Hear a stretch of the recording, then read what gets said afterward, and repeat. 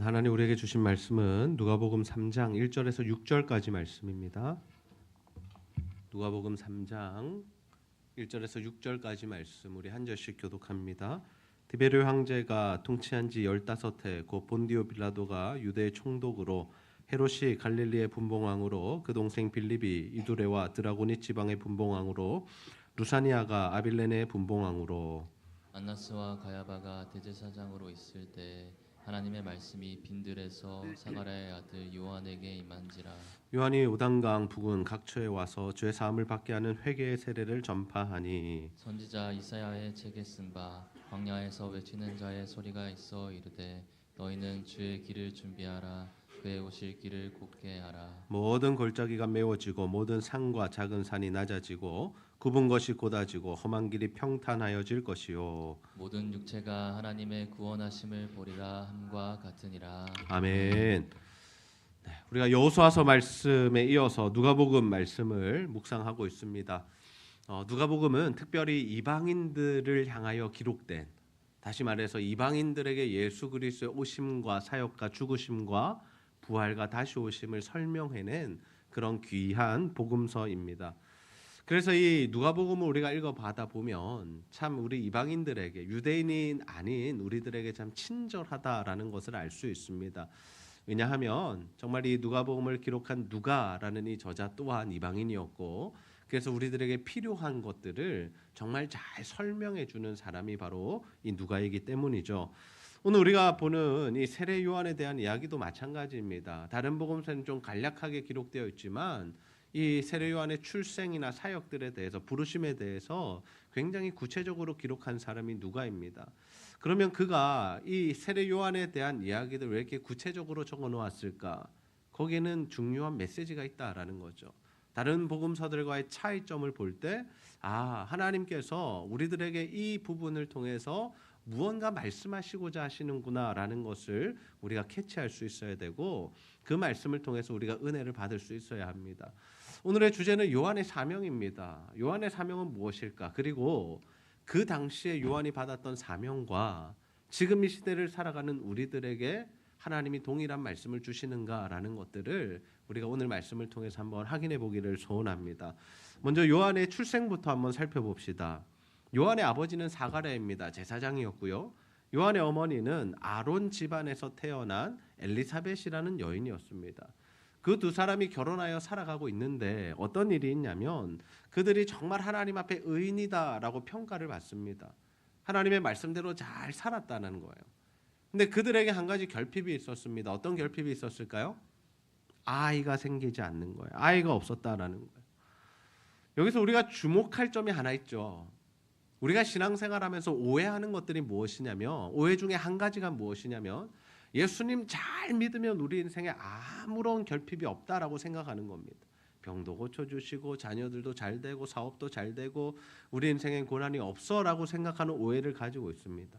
그러나 여러분, 이분들을 보세요. 이분들이 뭐 죄지어서 고난당했다는 말씀 없잖아요. 하나님 앞에 의인이다, 하나님의 말씀대로 살았다라는 기록이 되어 있지만 그들의 인생 가운데 결핍이 있었다라는 거예요. 아이를 낳지 못하는 것, 그 당시에는 굉장히 큰 일이었습니다. 지금 시대보다 더 마음 아픈, 가슴 아픈 일이었고, 심지어 여인들에게 있어서는 이 생산력이 없다는 평가를 받아서 이혼의 사유가 되는 일이기도 했다라는 거예요. 그 정도로 마음 아픈 일이 있는 이 부부에게 하나님께서 나타나신다라는 거죠. 어떻게 나타나십니까? 이 사가랴라는 제사장이 반열을 따라서 제사의 업무를 감당합니다. 특별히 제비를 뽑아서 성전에서 분향하는 일을 감당해요.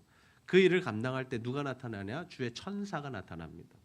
그리고 그 천사가 나타나서 요한에게 어떤 이야기, 요한의 아버지 사가랴에게 어떤 이야기를 해주냐면 네가 아들을 낳을 것이다 라는 약속을 해줍니다. 그리고 그 이름을 요한이라 해라 라고 말씀해 주죠. 그러면서 그 아들이 어떤 인생을 살 것인가, 하나님께서 그 아이를 왜 허락하시는가, 그 아들은 어떤 삶을 살아야 하는가를 분명하게 말씀해 주고 있습니다. 누가복음 1장 15절에서 17절 말씀 우리 함께 한번 읽어보겠습니다. 시작. 이는 그가 주 앞에 큰 자가 되며 포도주나 독한 술을 마시지 아니하며 모태로부터 성령의 충만함을 받아 이스라엘 자손을 주 곧 그들의 하나님께로 많이 돌아오게 하겠습니다. 그가 또 엘리야의 심령과 능력으로 주 앞에 먼저 와서 아버지의 마음을 자식에게 거스르는 자를 의인의 슬기에 돌아오게 하고 주를 위하여 세운 백성을 준비하리라. 아멘. 이 요한에게 굉장한 사명, 임무가 임하게 되죠. 하나님께서 그를 모태에서부터 성령 충만하게 하신다라고 합니다. 그리고 그에게 어떤 일을 하는 거예요? 그가 예수 그리스도에 오실 길을 예비하고 준비하는 일을 하나님께서 맡기시겠다라고 말씀하시는 겁니다. 그래서 구약의 마지막 선지자가 누구냐라고 할 때 물론 우리가 신약으로 넘어왔지만 예수님 오시기 전은 우리가 구약이라고 평가하고 예수님의 사역의 전에 가장 마지막으로 사역했던 선지자를 우리가 이 세례 요한으로 꼽습니다. 그래서 하나님께서 이 세례 요한을 귀하게 쓰시려고 그 아버지에게 말씀하시고 약속하시고 아들의 이름까지 알려주시고 그가 어떤 일을 해야 하는지까지 분명하게 말씀해 주시죠. 사가랴가 이 약속을 받아요. 그리고 나서 이 아내와 동침을 하고 엘리사벳이 이제 아이를 잉태하게 됩니다. 그런데 한 가지 사건이 더 있습니다. 어떤 사건이 있냐면 그 아버지 사가랴가 이 하나님의 말씀을 들은 다음에 말을 못하게 된 거예요. 그래서 사람들이 무슨 일이 있었나 엄청 궁금했어요. 저가 성전을 섬기고 제사하러 들어갔다가 무슨 일이 있었지라고 궁금해하고 있었지만 이 사람이 그것에 대해서 발설하지 않았습니다. 그리고 이제 아이를 낳을 때가 됐습니다. 아이를 낳을 때가 되니까 이제 가족들, 친족들이 모여서 뭐라고 하겠어요? 아이들 이름을 줘야 되잖아요. 그 이름을 지으면서 이렇게 하는 거예요. 네 이름이 사가랴니까 그 아들도 사가랴로 짓자. 아버지의 이름을 따서 짓자라고 합니다. 그때 사가랴가 뭐라고? 아니라고. 서판을 가져달라 그러면 서판을 가지고 와서 거기 이름을 쓰는 거예요. 요한이라고 할 거라고. 사람들은 의아했죠. 왜 이름을 요한이라 하냐. 근데 그 요한이라고 하겠다고 서판에 글을 쓰는 순간 하나님께서 뭐 하시는 거예요? 9개월 10개월 만에 입을 열게 하시는 거예요. 이제 말이 나오게 하시는 거예요. 그러면서 사가랴가 뭘 했냐면 하나님을 찬송했다라고 하는 거예요. 사람들이 그냥 요한이라 하겠다 그러면 뭐 어떻게 생각했겠어요? 왜 고집을 피워 그냥 사가랴로 해? 왜 그러는 거야? 라고 했겠지만 이 일련의 과정들을 통해서 하나님께서 뭔가 뜻이 있으시겠구나. 하나님께서 지금 뭔가 사가랴에게 이런 사건을 주심으로 인해서 정말 우리가 거부할 수 없는 일을 만드셨구나 하면서 모두가 받아들이게 돼요. 때로는 하나님께서 우리 인생 가운데 기적을 주시는 이유가 무엇이냐면요. 하나님의 뜻이 이루어지게 하기 위해서 우리에게 기적을 주신다라는 거예요. 단순히 하나님의 역사하심을 바라보면서 우리가 신령하다, 우리는 영적이다, 우리는 대단하다, 다른 사람과 다르다 이런 영적인 우월감을 가지라고 주시는 게 아니라 하나님께서 하나님의 뜻을 이루시기 위해서 뭔가 눈에 나타나는 일들 또 하나님께서 기적을 일으키시고 이런 사건들을 우리에게 허락해 주신다라는 겁니다. 오늘 이 요한의 아버지에게 일어난 이 모든 사건이 무엇을 위함이에요? 하나님의 말씀이 이루어져야 되잖아요. 그 아들의 이름을 요한이라 지어야 하잖아요. 그래서 하나님께서 이렇게 인도하셨다라는 거예요. 그 아들이 이제 태어났어요. 그러면서 자라면서 강하여졌다라고 합니다. 그리고 어디로 가고 있습니까? 누가복음 1장 80절 말씀 보세요. 아이가 자라며 심령이 강하여지며 이스라엘에게 나타나는 날까지 어디에 있었다라고 그래요? 빈들에 있었다라고 합니다. 빈들을 우리는 광야라고 부릅니다. 그는 왜 광야로 들어갔을까요? 그는 왜 빈들에서 살았을까요? 왜 아버지 곁에서 있지 않고 왜 평안한 삶을 살지 않고 빈들은 여러분 살기 힘든 곳이거든요. 그곳은 그늘이 없으면 정말 너무나 힘든 곳이고 또 다른 말씀들을 보면요. 이 사람이 그냥 낙타 털옷을 입고 메뚜기와 석청을 먹었다라고 그래요. 그럼 메뚜기와 석청 하니까 유기농인 것 같으세요? 지금 그런 이야기가 아니라 일반적이지 않은 삶, 굉장히 제한된 삶을 살았다라는 스스로 그 자리를 찾아 들어갔고 그 자리에서 사역을 준비했다라는 겁니다. 여기서 우리가 중요한 포인트를 알아야 됩니다. 사명자는요 하나님께 사명을 받은 대로 살아야 한다라는 거예요. 세상 사람들의 기준으로 세상 사람들은 어떻게 사는가 그게 중요하지 않다라는 겁니다. 사명자는요 하나님께서 말씀을 받은 자들은 그 말씀대로 살아가야 할 줄 믿으시기를 바랍니다. 우리가 예수 그리스도의 그리스도인으로 부르심을 받았잖아요. 예수의 제자로 부르심을 받았잖아요. 그러면 우리는 어떻게 사는 겁니까? 예수의 제자로 살아야 되는 거예요. 세상이 무슨 이야기를 하든 세상이 어떤 흐름으로 흘러가든 상관이 없어요. 우리는 계속해서 뭘 지키며 사는 거예요? 하나님의 말씀을 지키며 사는 거예요. 세상은 인권을 이야기해요. 동성애도 괜찮다라고 이야기해요. 차별금지법 받아들이자고 이야기합니다. 그러나 우리는 뭐예요? 그럴 수 없다라는 거예요. 왜 그럴 수 없는 이유가 어디에 있습니까? 하나님의 말씀 때문이잖아요. 그게 바로 사명이라는 거예요. 우리는 예수의 제자, 그리스도인이 되었기 때문에 뭘로 살아가는 거예요? 하나님의 말씀대로 살아가는 겁니다. 저는 우리 모두에게 이 분명한 사명, 분명한 인식이 있기를 주님의 이름으로 축복합니다. 우리가 자녀들을 키우면서 조심해야 될 것이 이것이에요. 자녀들에게 내가 원하는 것을 시켜서는 안 된다라는 거예요. 주로 부모님들이 자녀들을 어떻게 키우기 원해요? 야, 너 이거 해봐. 너 이 길을 갔으면 좋겠어. 이 전공으로 해봐. 또는 네가 교사가 됐으면 좋겠어. 네가 뭐 직업을 이런 걸 가졌으면 좋겠어. 근데 심지어 요즘에는 누구의 입김까지 들어가는 줄 아세요? 조부모의 입김까지 들어가는 거예요. 할아버지 할머니가 막 너 이렇게 해, 저렇게 해. 이런 것까지 다 이야기를 하는 거예요. 여기서 우리가 조심할 게 뭐냐면요. 그게 과연 하나님의 뜻인가 확인하셔야 됩니다. 하나님이 이 아이를 향한 마음이 뭔가? 정말 하나님께서 주신 말씀이 있다면 그렇게 키워나가십시오. 정말 그 아이가 그 하나님의 뜻과 계획을 이룰 수 있도록 뒤에서 서포트해주고 기도해주시고 또 삶을 제안해주셔야 돼요. 저도 굉장히 많이 제안당했습니다. 살아가면서. 하고 싶은 것들이 많았거든요. 제가 축구를 좋아해가지고 축구부에 들어가겠습니다. 그런데 부모님께서 막으셨어요. 이유는 단 한 가지였습니다. 목회자 돼야 되는데 그거였어요. 그러니까 우리가 하나님의 말씀이 임하면 부모들이 그런 역할들을 해줄 수 있어야 되는 거죠. 자녀들이 좀 엇나갈 때, 너무 방황할 때, 아니야, 너는 하나님의 사람이야. 너는 목사가 될 사람이야. 네 삶을 잘 지켜야 돼. 네 마음을 지켜야 돼. 이렇게 우리가 제안해 줄 필요는 있죠. 그러나 그게 아니라 너는 이런 직업 가져야 돼. 너는 이런 연봉 받아야 돼. 너는 이런 사람과 결혼해야 돼. 그러면서 우리의 생각과 욕심들을 자꾸 자녀들에게 투영하지 않아야 한다라는 거예요. 그러면 우리가 자녀들의 인생에 해악을 끼칠 수 있다라는 겁니다. 그래서 우리의 사명이 중요해요. 하나님께서 나를 어디로 부르셨고 무엇하기를 원하시는가? 우리 자녀들도 마찬가지. 그것이 분명할 때 우리가 하나님이 원하시는 인생을 살아갈 수 있습니다. 바라기는 우리 제자들께 성도님들 모두가 하나님 안에서 여러분의 사명을 확인하시고 하나님이 원하시는 그 일들 감당하며 살아가는 복된 인생 되시기를 주님의 이름으로 축복합니다. 요한이 성장합니다. 사역을 시작합니다. 그리고 그 시점에 누가가 이런 표현들을 해요. 누가복음 3장 1절에서 2절 말씀 우리 함께 다시 한번 읽어보겠습니다. 시작.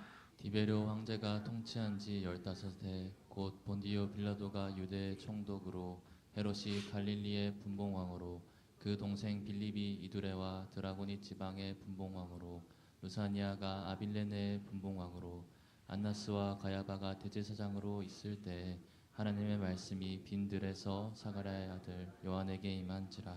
아멘. 그 당시를 다스렸던 사람들, 힘있던 사람들, 로마의 통치자, 유대 통치자들, 그리고 유대 종교 지도자까지 이름이 나열됩니다. 누가가 이 사람들을 나열한 이유가 무엇일까요?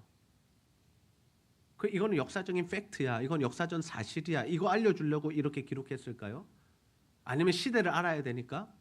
여러분 그것도 중요하지만요. 우리가 볼 수 있어야 되는 건 뭐냐면 누가가 이 사람들의 이름을 굳이 이렇게 많이 나열한 이유가 뭘까? 힘 있는 사람으로부터 종교 지도자들까지 하나님의 관심이 어디 있는지를 보라는 거예요.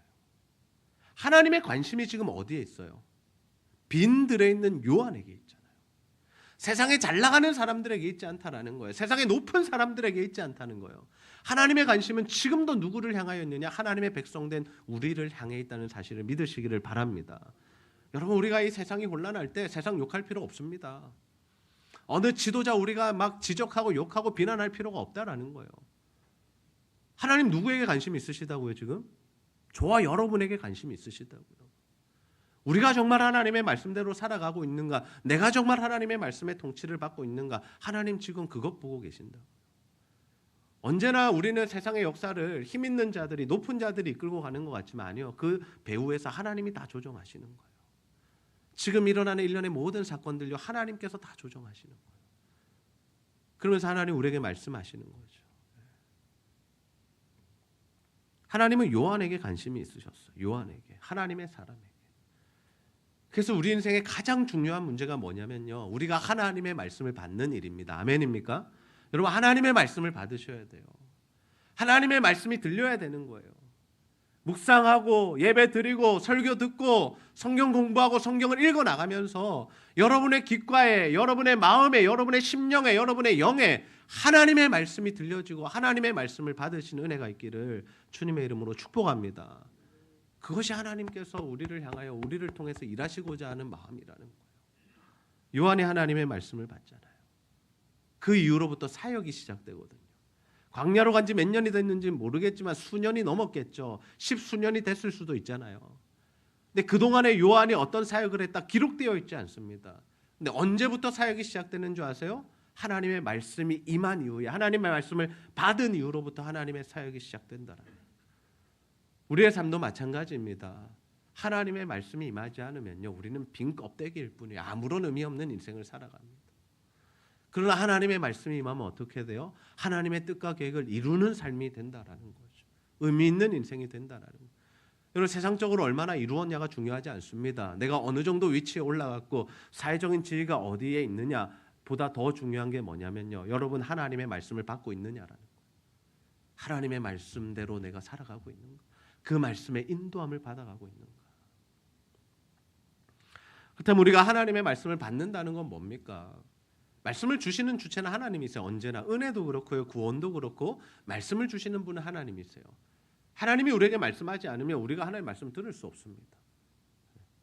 우리가 신구약 중간기를 이제 침묵기라고 말하잖아요. 400년 정도를 하나님이 특별하게 말씀하시지 않거든요. 역사나셨어요. 준비시키셨고 하나님의 일들을 감당할 수 있는 모든 역사적인 배경은 하셨지만 특별하게 우리에게 주어진 말씀이 없다는 거죠. 그 당시에 어떤 그 시대에. 하나님이 침묵하시면요, 우리는 아무도 하나님의 음성을 들을 수 없어요. 그러나 하나님께서 말씀하시는데 어디서 말씀하시느냐, 누구에게 말씀하시느냐, 우리가 그 원리를 따라가면 하나님의 음성을 들을 가능성이 커진다라는 거예요. 하나님은 지금도 말씀하시는데 동일하게 지금도 살아계신데 그 하나님의 원리를 따라가는 사람들 하나님의 음성을 듣게 되지만 하나님의 원리를 따라가지 않으면 여전히 하나님의 음성을 듣지 못하는 삶을 살아가게 되죠. 그럼 우리가 하나님의 말씀을 듣는 그 방법이 뭐냐면 바로 광야로 가는 것입니다. 왜요? 하나님 광야에서 말씀하시거든요. 여러분, 성경 안에 걸출한 인물들 있죠. 걸출하다는 것은 하나님께 붙들려 쓰임받은 인물들을 의미하는데요, 그 사람들이 주로 하나님 어디 만난 줄 아세요? 어디서? 광야에서 만났어요. 모세가 광야에서 만나잖아요. 모세가. 여러분, 다윗도 광야 생활한 거 아세요? 쫓기면서 사울 왕에게 도망다니면서 그 광야에서 하나님 만나고 하나님 음성 듣고 하나님과 친밀해지고. 예수님도 어디 가셔서 40일간 시험 받으셨어요? 광야로 들어가셨잖아요. 여러분, 사도 바울이 주님 만나고 나서 수년 동안 어디에 있었다 그래요? 아라비아 사막 광야에 있었다 그러잖아요. 광야가 필요하다라는 거예요. 광야. 그러면 우리 인생의 광야는 뭐냐? 지금 우리가 이스라엘로 성지순례 가서 광야로 들어가야 하나님의 음성 들리니 그게 아니라 이 광야라는 것은 뭐냐면 결핍을 의미해요. 결핍. 광야는 결핍이 있는 겁니다. 우리 인생에 결핍이 임하는 게 바로 광야라는 거예요. 내 인생에 고난이 있고 아픔이 있고 뜻대로 되지 않는 일이 있고 어려움이 있고 채워지지 않는 갈증들이 있는 것, 그것이 바로 광야라는 거예요. 그래서 그 광야를 만날 때 우리가 뭘 해야 되냐면요, 하나님께 집중할 수 있어야 돼요. 하나님이 우리의 삶을 주관하심을 믿으십니까? 그러면 하나님의 자녀된 우리에게 뭘 주시기 원하실까요? 복을 주시기 원하시죠. 우리가 자녀들에게 좋은 것 먹이고 좋은 것 입히고 좋은 길을 제시해주고 싶은 것처럼 동일하게 하나님도 우리에게 그런 마음이세요.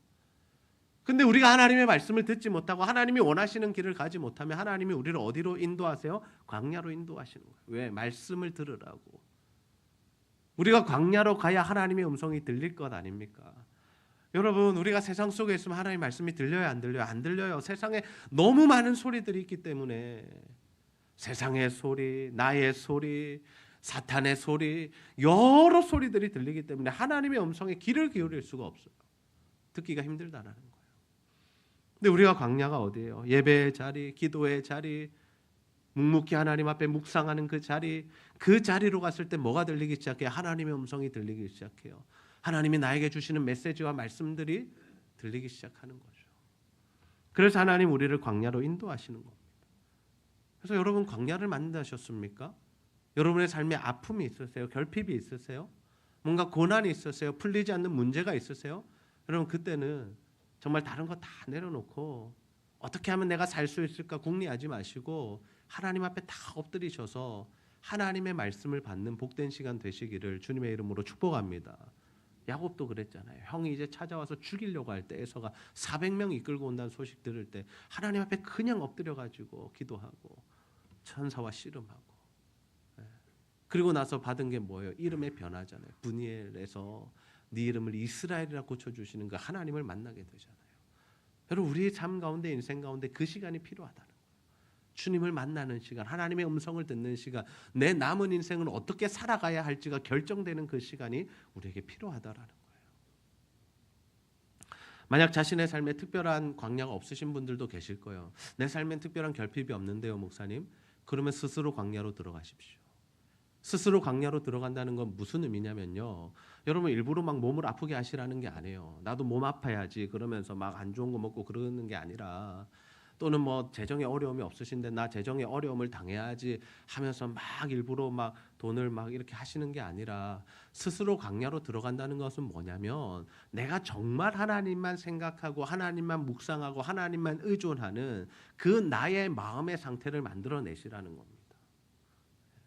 그게 예배의 자리일 수도 있고요. 그게 정말 우리가 뭐 기도원에 가서 기도하는 일일 수도 있고요. 말씀 앞에 앉아서 말씀만 읽는 시간일 수도 있고요. 매일 아침 1시간 묵상하는 시간일 수도 있고요. 또 하나님 앞에 나와서 헌신하고 봉사하고 전도하는 시간일 수 있어요. 그게 어떤 시간인지는 하나님께서 우리 각자 개인마다 주시는 감동에 따라서 하시면 되지만, 그 광야의 시간이 반드시 우리 가운데 있어야 하나님의 말씀을 듣고 그 말씀을 따라 살아갈 수 있다라는 거죠. 그래서 그 말씀을 받으니 요한이 이제 사역이 시작돼요. 누가복음 3장 3절 말씀 우리 함께 한번 읽어보겠습니다. 시작. 요한이 요단강 북은 각처에 와서 제사함을 받게 하는 세례를 전파하니. 아멘. 그때부터 이제 요한의 사역이 시작되는 거예요. 말씀을 받은 이후로부터 시작되는 거예요. 오늘 우리가 찬양 불렀잖아요. 주님보다 앞서지 않고 주님의 말씀을 기다리겠습니다.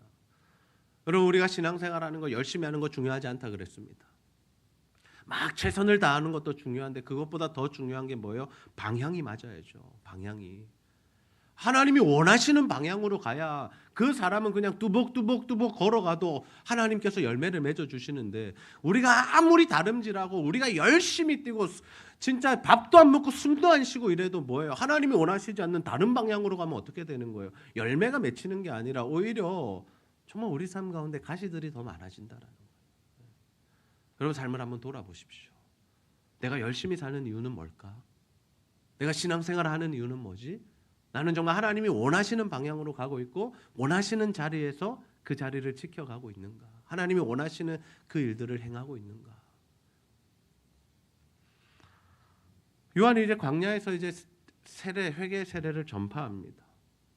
이게 다 무슨 사역이냐면요, 주님이 오실 길을 준비하는 사역이에요. 4절에서 6절 말씀에 보면 요한이 받은 사명이 뭐냐면요, 그건 바로 이사야를 통해서 하나님께서 주셨던 말씀입니다. 수백 년 전에 주신 말씀이 이 요한을 통해서 이제 풀어지고 해석되어지고 그 말씀이 성취되거든요. 선지자 이사야 책에 쓴 바 광야에서 외치는 자의 소리가 있어. 광야에서 외치는 자의 소리입니다. 그래서 그가 광야로 들어갔고 그가 이제 외치는 소리가 되어서 하나님의 말씀을 전하는 겁니다. 너희는 주의 길을 준비하라. 그의 오실 길을 곧게 하라.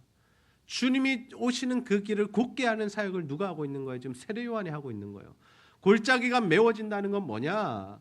이 신분이 낮은 자들, 가난한 자들, 힘든 자들을 하나님께서 높여주시겠다는 거예요. 반대로 상과 작은 산은 낮아져요. 교만한 자, 마음이 부유한 자, 하나님보다 재물 사랑하는 자들 다 낮추시겠다라는 겁니다. 평탄화시켜 버리시는 거예요. 복음 앞에 평등하게 만들어 주시는 거예요. 그래서 누가복음에는요, 성령과 기도도 많이 기록되어 있지만 어떤 이야기들이 많이 등장하냐면요, 돈에 대한 이야기들이 많이 등장해요. 이런 누가복음 묵상하시고 설교 들으시면 시험 받으실 수 있습니다. 목사님 왜 저렇게 돈 이야기를 하시지? 근데 누가가 이 복음서를 쓰고 기록하고 그들에게 알려주고 이방인들에게 예수 믿는 것이 무엇인지를 설명할 때 그들은 힘을 뭐라고 생각했냐? 돈이라고 생각했거든요. 돈이 힘이라고 생각하고 그것을 신처럼 여기며 살아갔거든요. 그런 사람들을 향해서 무슨 메시지를 주는 거야? 아니, 그 돈과 하나님은 겸하여 섬길 수 없는 거야. 절대로 같이 갈 수 없어라는 것을 말씀해 주는 거죠. 그래서 낮아지게 하고 높아지게 하고 또 어그러진 것을 어떻게 펴주시는 거예요. 불의한 세상을 하나님께서 정의롭게 만드신다는 거예요. 그래서 모든 이들에게 하나님의 메시지가 들리게 하시겠다라는 겁니다. 모든 이들, 모든 사람이 누굽니까? 바로 예수를 믿기만 하면 구원을 얻는다는 그 복음의 메시지라는 거예요. 여기에 누구도 포함돼 이방인까지 포함되는 거죠. 왜? 누가는 누구를 향한 복음서를 썼어요? 이방인을 향한 복음서. 그 이방인이 누구예요? 우리들. 우리 대한민국에서 태어나서 살아가는 우리들, 유대인 출신 아니고 영적으로는 이제 우리가 아브라함의 자손이고 우리가 다윗의 자손이라고 생각은 하지만 왜? 주님이 오셔서 영적으로 이루셨기 때문에. 그러나 실제적으로 우리는 아브라함의 혈통이 아니잖아요. 육적으로는. 근데 그 모든 이들까지 어떻게 되는 거예요? 예수를 믿으면 아브라함의 혈통이 되고 주님 안에 들어와서 구원을 누리는 그런 백성이 될 수 있다는 것을 이 세례 요한이 복음을 전파하는 사역을 했다라는 거예요. 자, 여기까지가 오늘 우리에게 주어진 말씀이고요. 그럼 지금부터 우리가 나눌 내용은 뭐냐면, 그러면 우리에게 주신 사명은 뭐냐라는 거예요. 우리에게 주신 사명. 하나님이 요한에게 이 메시지를 주셨는데 그러면 이 메시지가 우리들에게는 어떻게 해당하느냐라는 거예요. 동일합니다. 우리도 주의 길을 예비해야 합니다. 주님이 다시 오실 길을 곧게 해야 됩니다. 그 말은 뭐냐면 먼저 자신부터 하나님 앞에 회개해야 한다라.